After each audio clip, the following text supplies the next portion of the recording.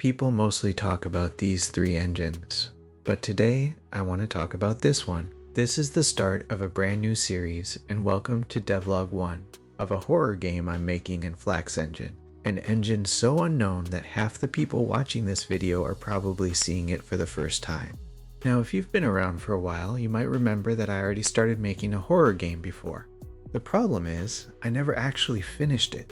In fact, I barely even continued it, so at this point, I'm all bark and no bite when it comes to game development.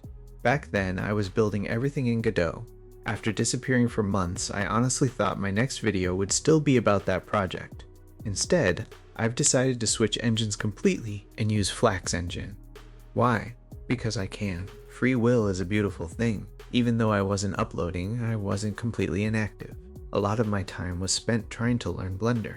If you've ever used Blender, you'll know it's that one friend you love to hate. It's confusing, occasionally infuriating, but somehow you can never get rid of it because of how useful it actually is. During that time, I built a bunch of rooms for a dungeon generation add-on I was using in Godot. The funny thing is that most of them never ended up being used in an actual game. They mostly just sat around collecting dust on my hard drive. One thing I always liked about working with Godot was how easy it was to import assets directly from Blender. The workflow was smooth enough that I barely had to think about it. Now that I'm moving over to Flax, I'm curious to see whether the experience will be just as painless, or if I'm about to spend the next few hours fighting import settings. Before I abandoned my previous project, I was using a dungeon generation add-on that stitched these rooms together to create maze-like layouts. Since this new project is going to need something similar, I'll have to recreate that system in Flax as well. And before we get started, here's what Godot managed to cook up.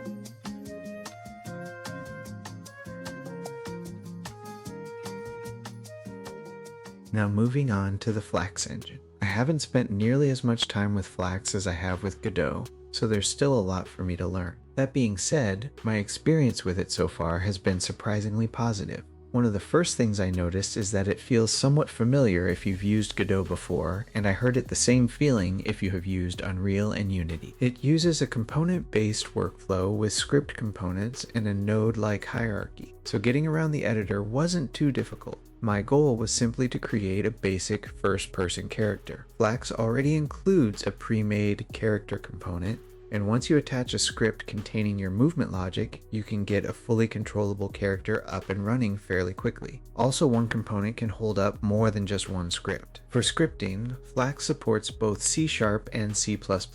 Since I'm still learning C#, I've been relying on AI quite a bit to help me understand the language and speed up development. Even with limited C# knowledge, I found the scripting workflow approachable enough to start experimenting and building systems. I managed to port over the dungeon generation system. The core logic remains largely the same, but I added some extra functionality while moving it across. For example, now there are pre-made spots for start room and exit room and are randomly placed at opposite ends of the dungeon, which helps create a better sense of progression through the level. The generator itself also includes custom performance optimizations such as chunking and culling systems, helping keep performance stable even as the dungeon size increases. I also managed to get AI working.